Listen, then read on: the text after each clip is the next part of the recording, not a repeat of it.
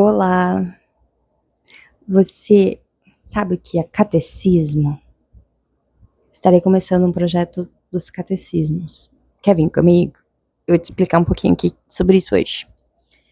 Meu nome é Ariane, seja bem-vindo a este canal. Aqui a gente fala de fé, de catecismo, de evangelismo. Evangelismo não. Eu ser protestante, de Deus e do que dá na telha. Então, gente, eu falei que eu ia fazer não, ia não. Começando de novo. Eu falei que provavelmente eu ia começar a estudar os catecismos, porque me deu curiosidade. Ou tem algumas curiosidades assim que eu não sei se outras pessoas têm. Por exemplo, uma das curiosidades minhas que eu tenho é aonde que começou o declínio, sabe? E declínio que eu digo, e eu posso estar redondamente enganada. Na verdade, algumas coisas que eu li preparando esses catecismos me mostram que talvez eu esteja enganada. Mas eu tenho a sensação que nós, cristãos de hoje, somos os cristãos mais simplórios que já existiram. Sabe? Os mais rasos. É claro que tem as exceções, né? Tem pessoas assim impressionantes, com conhecimento absurdo. Não, tá? Mas repare que geralmente é a exceção, não é a regra. Se a gente for nas igrejas, principalmente nas igrejas, aquelas igrejas pequenas de bairro, como eu vi hoje uma pessoa falando sobre as igrejas do Brasil, com pastores que às vezes nem tiveram condições financeiras de fazer um seminário, estudar teologia e coisas assim, né?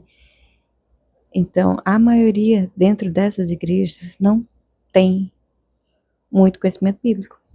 Não tem, né? Então, assim, às vezes eu fico pensando que nem igrejas na Europa, que eram grandes igrejas, fecharam. Aqui no Brasil tem igreja que dali um pouco vai estar fechando também, porque só tá com pessoas idosas. E uma hora essas pessoas idosas vão partir e não vai ter jovem, não vai ter adolescente, não vai ter nada. E a igreja vai morrer. Por quê? Né? Aí, eu já tinha tido conhecimento sobre esses catecismos. Eu caí no vídeo de uma pessoa uma vez falando sobre os catecismos que me deu assim uma pulga atrás da orelha, que eu falei, gente, que é isso? O cara é católico, tá misturando coisa de católico com coisa de crente, como assim? O que tá acontecendo aqui? Aí eu dei uma olhada por cima, entendi, né? Só que eu guardei essa informação e deixei ali. Foi uma hora, quem sabe, eu mexo com isso. E aí, pensando nisso, o quanto nós não nos importamos muitas vezes em aprender mais sobre Deus, que eu digo servir e crer. Nós ficamos, né? Eu entrei numa assim, falei, gente, os catecismos, eles são antigos, mas espera lá, a Bíblia é mais antiga do que eles, né? Então eles são, obviamente, úteis. Tenho quase certeza. Inclusive, uma dúvida que me veio é, será que se eu pegasse só as perguntas desse catecismo, você saberia me dar as respostas? Porque eu tenho certeza que vai ter gente que vai falar, ai, mas você vai pegar um texto de 1600 para falar e para estudar. Vou.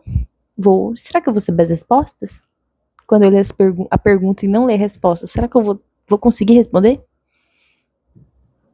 E você? Será que você vai conseguir? Eu até tive uma ideia. Vamos ver se funciona. Então, o que eu pensei? Deixa eu tirar essa pulga atrás da orelha de todo mundo que me acompanha e que chegar nesse canal. Inclusive, fizemos 100 inscritos. Batemos um recorde. Temos 100 inscritos. Yay! Espero que continue aumentando, que eu quero muito compartilhar o que eu estou aprendendo com todos vocês que estão chegando por aqui. E interage, gente. Deixa seus comentários. Pelo menos um joinha. Fala, ó, ok. Vídeo aprovado. Mariane, não entendi. Tá? Então vamos lá. Catecismo. O que é catecismo? Anotei, ó que chique. Catecismo vem do grego ketechel. Não sei falar grego, então eu falo do jeito que eu leio, tá? Ketechel. Ketechel. Que significa instruir, preparar, moldar ou habilitar, tá? Então, o catecismo, ele é um manual de ensino doutrinário teológico estruturado sob a forma de perguntas e respostas. Quer ver? Deixa eu pegar um aqui, dá pra ver direitinho esse aqui, ó. Esse aqui, ó. Esse é o breve catecismo de Westminster, ó lá. Dá pra ver? A pergunta e a resposta, pergunta e resposta. E eles vêm recheados de referências bíblicas, tá? É muita referência bíblica. Então, não é uma pergunta, uma resposta jogada ao vento, e não, você tem a referência bíblica para você constar, tá? Então, ó, vamos lá, essa aqui eu não sabia. Não sabia sim, não entendi muita diferença, e agora nós temos a diferença. Então, ó lá, credo. O que é o credo? Tipo, é o credo dos apóstolos, que a gente vai falar. Aquele, creio em Deus Pai, não sei o que, Então, o credo é uma declaração sucinta de fé que geralmente começa com creio. Creio em Deus Pai, Gente, eu não sei porquê, mas acho que eu tô ficando sem fôlego. Então, temos o credo. Aí a gente tem confissão, tá? A confissão, ó, ela é uma exposição minuciosa e sistemática das doutrinas de uma igreja. Dessas aqui todas, eu peguei a confissão batista, que para quem não sabe, hoje eu estou membrada? Eu faço parte de uma igreja batista, vou ter as raízes. Eu era batista, fui batista até os 18, 19, 20, nessa faixa aí. Depois eu saí da Batista, passei em outras comunidades e agora voltamos para a Batista. Eu falei, vou ler confissão. Eu quero aquela antiga, da mesma época dos catecismos, né? Então, beleza. Confissão. Então, ela é bem minuciosa, bem expositiva, tá?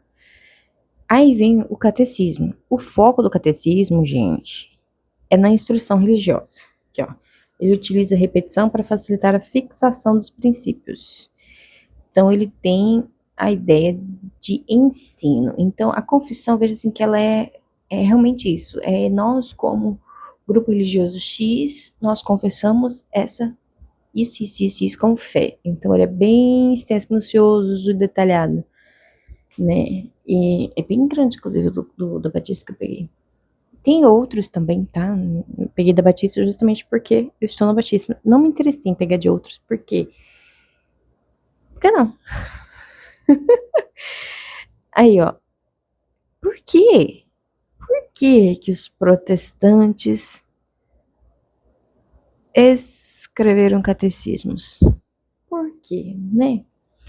Se você prestar atenção, esses que eu peguei, acho que o mais antigo deles vai ser esse aqui, ó.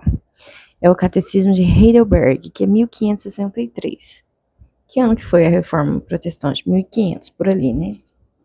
Para quem já deu uma estudadinha, sabe que a Reforma, ela não é ato exclusivo do Martinho Lutero, tá?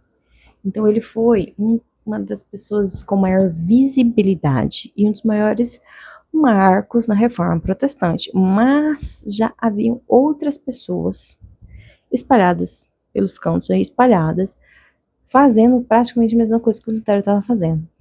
Eram pessoas que liam a Bíblia, que estudavam a palavra, e eles começaram a ver que a Igreja Católica estava indo muito mais para a linha de seguir a tradição, seguir o que o Papa fala.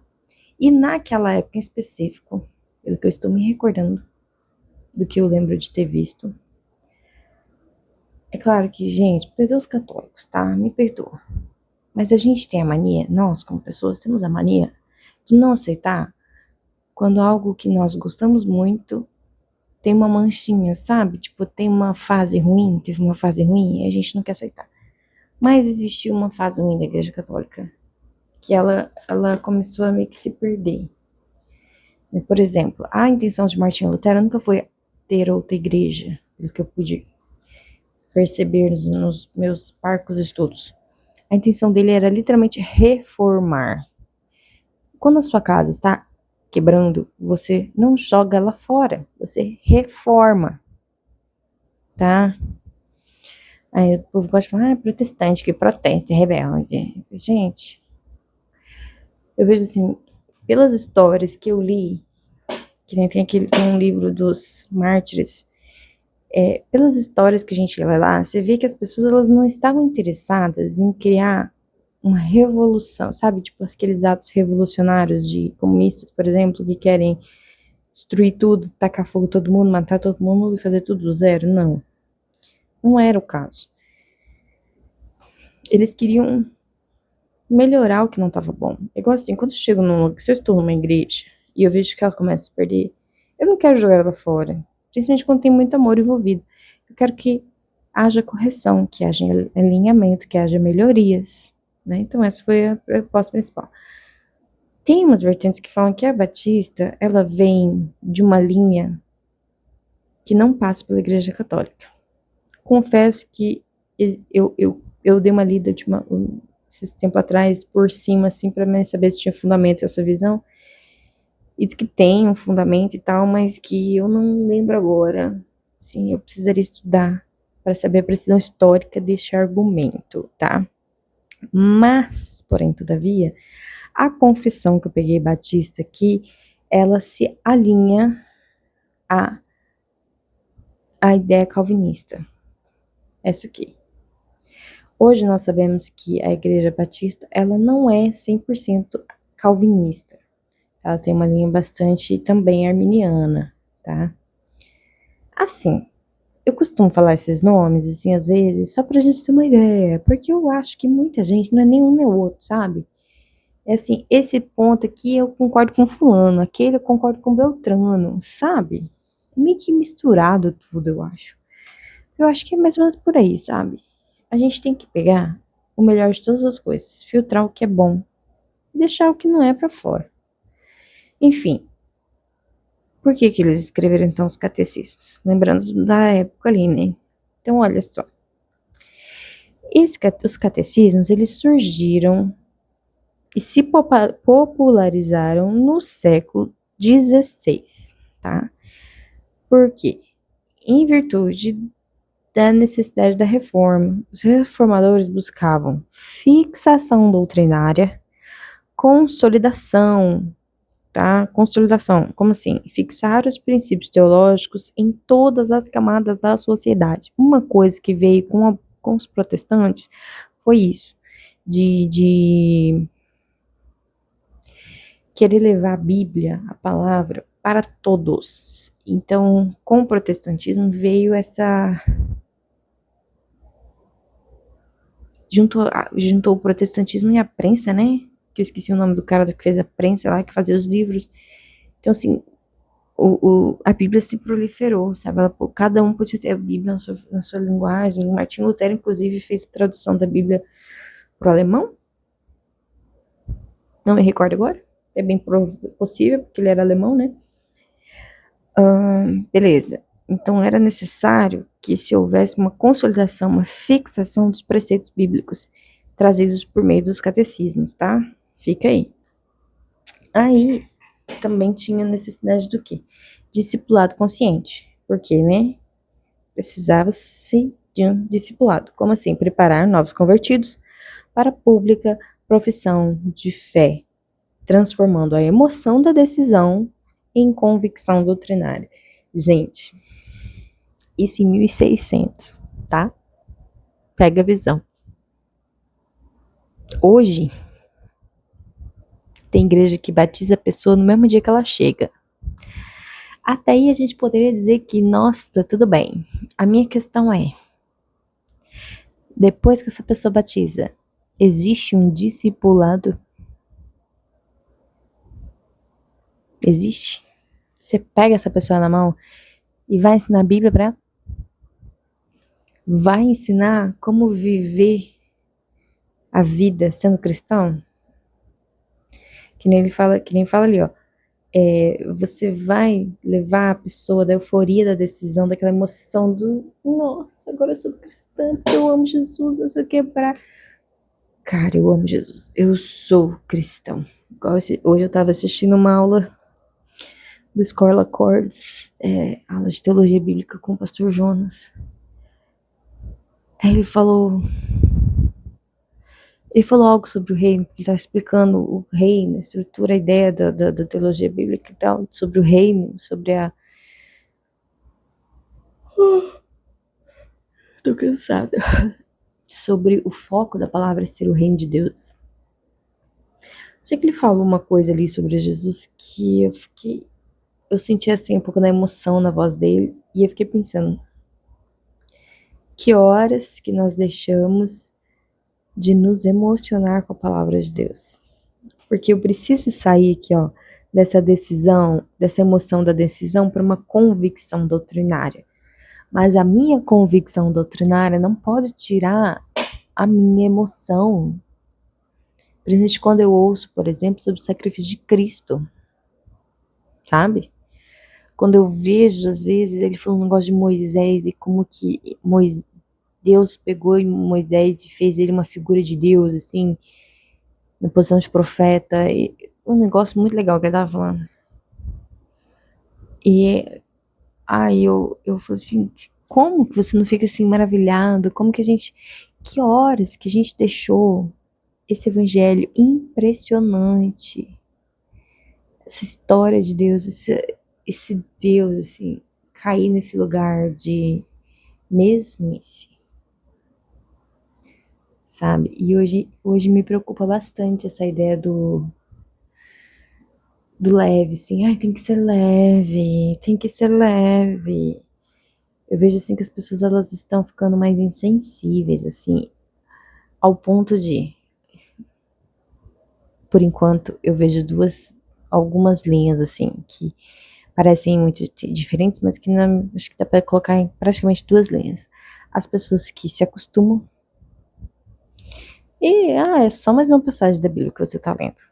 É só mais uma história da Bíblia. Eu já acredito em Deus, já confio em Deus, já entreguei minha vida a Ele, tá tudo certo, é isso aí. Vamos cantar a musiquinha aqui, aí a gente lê a Bíblia ali, aí a gente faz uma oração aqui, e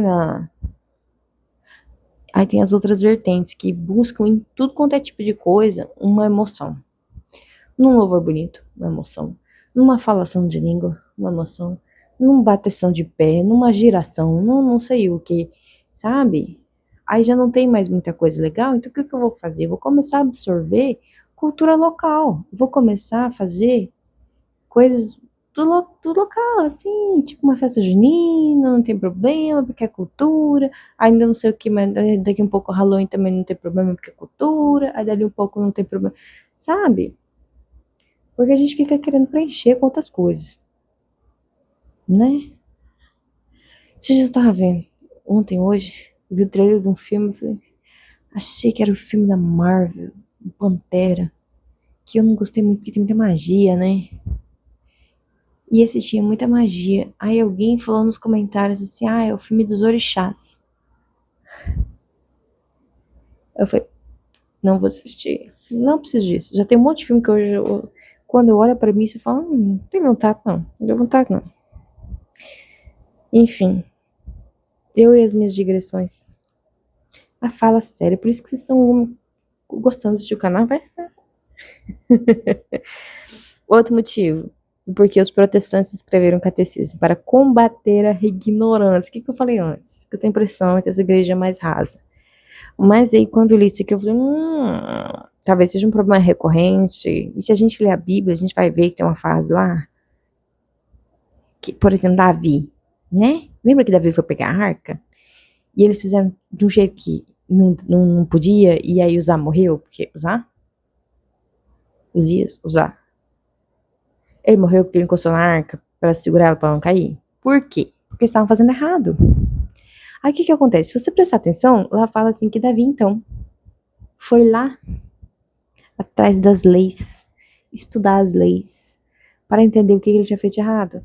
Então você vê assim que, apesar de, porque a arca, ela estava afastada ali de Israel tinha um tempo e tal, mas você vê que eles não estavam mantendo as leis na memória, eles não estavam ali o tempo todo com as leis, meditando nelas dia e noite, tanto que não se tinha mais, não era mais de conhecimento público, assim, de conhecimento no geral, a maneira de carregar a arca.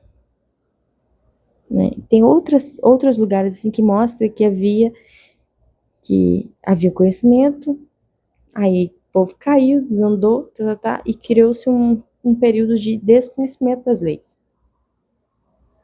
que as pessoas precisaram voltar e buscar lá os rolos para ler de novo os pergaminhos e tal, para ler as leis, estudar de novo as leis. Né? Então, acho que isso é meio que uma, tava Maria, né? Acho que é uma recorrência. É o ciclo, né, das coisas. Então, os catecismos, eles foram, uma das razões deles terem sido escritos foi para combater a ignorância, foi uma resposta à ignorância religiosa.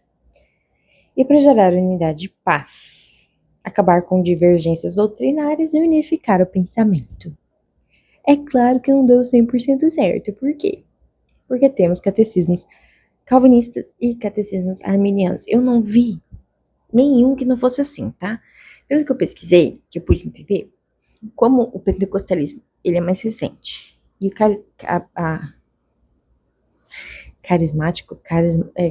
os carismáticos é mais recente que o pentecostal, não tem catecismo. Tem, acho, talvez as confissões e tal, mas não tem catecismo. Mas eu sei que eles são mais inclinados ao arminianismo, tá?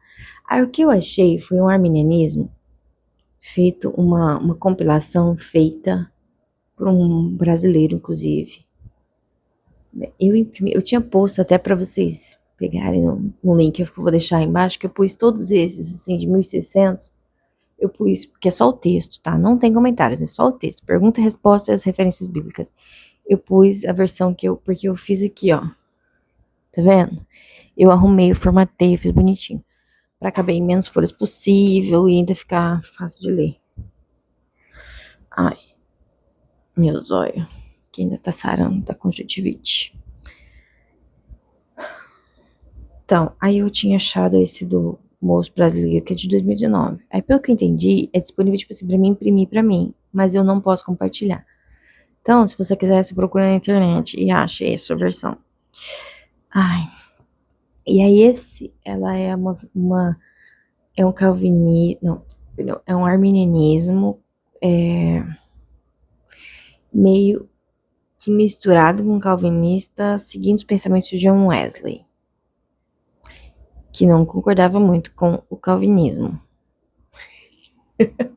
Gente, às vezes, né, eu achei interessante justamente também mais esse fato. Eu acho que alguns pontos em que eles se divergem ficará mais claro para minha pequena cabecinha. Então, beleza. Aí vem uma pergunta polêmica. Os protestantes copiaram os católicos fazendo o catecismo? Porque catecismo, né, para catequese, católico, é tudo ali parecido, né? Então, olha só a resposta. Ó. Instruir os fiéis não é uma versão protestante. Não é. Não fique triste. Por quê?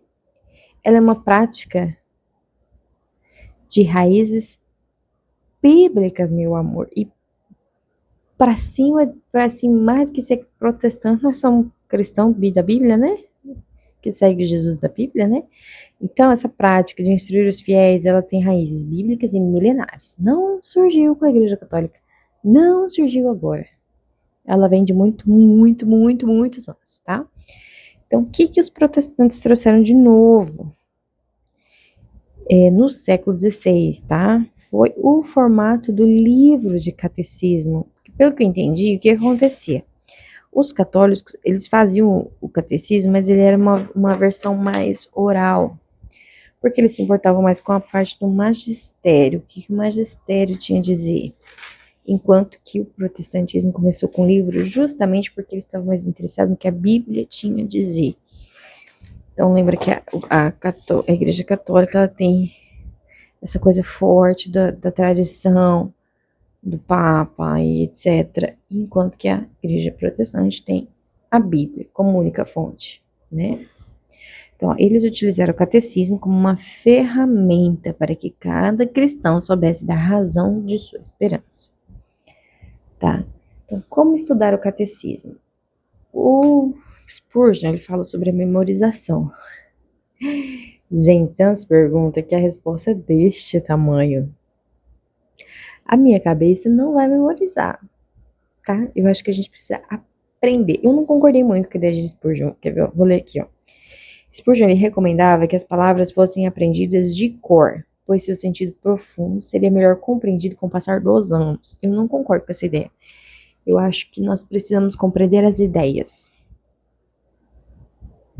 Eu compreendo a ideia porque eu vou carregar ela comigo para onde eu for. Eu vou conseguir aplicar essa ideia a qualquer tempo e circunstância, a partir do momento que eu internalizo essa ideia, este princípio, este conceito, entende? Eu saber uma coisa de cor não facilita a aplicação prática, entende? Isso que eu falo. A gente pode ler, a gente pode isso aqui, tudo assim, mas eu não posso virar refém desses autores, sabe? Então, porque eu tenho a minha própria mente, tá? Eu não concordo. É interessante eu saber responder. Então, se alguém, como assim? Se alguém, por exemplo, que não é cristão, vier me perguntar uma pergunta que case com alguma pergunta desses catecismos, eu preciso saber responder essa pessoa, entende? Então, eu tenho que ter entendimento acerca dessas perguntas. Eu tenho que entender e saber saber respondê-las, né? Então, aí tem um outro que tem um cronograma, que daí eu já vou compartilhar com vocês a dúvida que eu estou carregando a tarde inteira. Este aqui é o Catecismo de Heidelberg.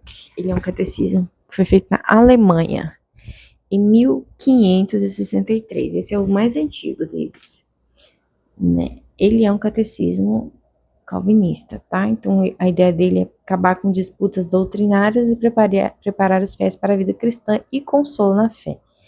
Então, ele tem algumas características específicas, e uma delas é que ele é organizado em domingos. Então, são 52 domingos, né? Pegou as perguntas e dividiu elas nesses 52 domingos. Não são 52 perguntas, porque tem domingo que tem, ó, que no domingo 2 é pergunta 3, 4 e 5, tá? Então, esse aqui é uma maneira de estudar, um cronograma que você consegue se organizar para estudar tudo o catecismo em um ano. Outra maneira de estudar, verificação bíblica. Lembra dos bereanos? Já falamos deles aqui. Que é o quê? É verificar na palavra. Então, tem como chama, gente? Como chama? Como que chama? Como é que fala? Até esqueci o que eu tô falando. Os nobres bereanos, verificar o que está sendo ensinado, se está de acordo com as escrituras. Ah, tem as referências. Misericórdia. Gente, eu tô meio dodói, tá? Hoje eu tô meio mais pra lá do que pra cá. Tem as referências bíblicas. Em cada resposta tem um mundaréu de referência bíblica. Então, a ideia é ler a pergunta, ler a resposta e pesquisar na Bíblia. Ler os textos bíblicos. Não é engolir a resposta e pronto. Tá? Então, é conferir. Lembra lá, os bereanos ouviram Paulo e foram conferir na palavra se o que o Paulo estava falando era bíblico, tá? Então, assim a gente tem que ser. Outra maneira de estudar os catecismos, a avaliação. Como são perguntas e respostas, então nós podemos criar questionários de avaliação e ver como está nosso desempenho. Nos estudos que eu estou fazendo da teologia sistemática, eu estava respondendo as perguntas, mas gente, estava demorando demais. Eu sou mãe de uma criança pequena, eu cuido da minha casa, eu faço almoço, ninguém me ajuda com a faxina. Esses estudos, é tudo eu que faço. Isso aqui é o que fiz. Um negócio que eu vou deixar o link para vocês baixar dos resumos sobre os fundamentos teológicos, o prolegômenos que a gente já teve, todos os vídeos disso. Eu fiz um resumo visual. Eu usei a inteligência artificial, usei porque eu sou eu sozinha, eu que fiz, junto com a inteligência artificial, junto com todos os textos que eu, né, sim, o meu cérebro tá por trás de tudo isso. Então, eu que estudo, eu que leio tudo para vocês, para trazer aqui para vocês. Eu li tudo isso aqui. Eu fui atrás, eu investiguei, eu imprimi, eu sentei no computador por horas para arrumar, tá? Então, pegar e responder aquelas perguntas estava me tomando um tempo que eu não tava conseguindo fazer tudo. Aí eu optei por não fazer as questões. Elas estão sendo criadas, mas eu não estou utilizando-as, tá? Mas, por exemplo, se você quiser fazer na sua igreja usar, por exemplo, uma escola bíblica, você pode, e aí você pode fazer o questionário. Então, você vai fazendo, vai trabalhando as perguntas dos catecismos e depois você faz um questionário para ver se as pessoas estão pegando ali, estão absorvendo o conteúdo. E uma coisa importante dos catecismos é a aplicação prática. A teologia prática deve levar à aplicação da verdade encontrada nos ramos teóricos para a vida cotidiana, que é uma coisa que eu também comentei num dos vídeos passados, sobre um material, alguma coisa que eu quero ler, que ajuda a gente a pegar as coisas que a gente vê na teoria e jogar para a prática. Eu li um livro que chama Celebração da Disciplina, que eu preciso dar uma recapitulada nos pontos que eu anotei. E aí eu vou pretendo trazer para vocês um vídeo passando assim por cima de algumas coisas que ele fala lá que eu achei interessante. Que é Celebração da Disciplina. E tem uns outros livros que eu quero ler sobre isso. Mas às vezes a gente tem uma dificuldade em pegar, ler, estudar e jogar para a prática. Trazer para o nosso dia a dia, sabe? Aplicar. Aí, qual que é a minha dúvida? Eu estou em dúvida se eu...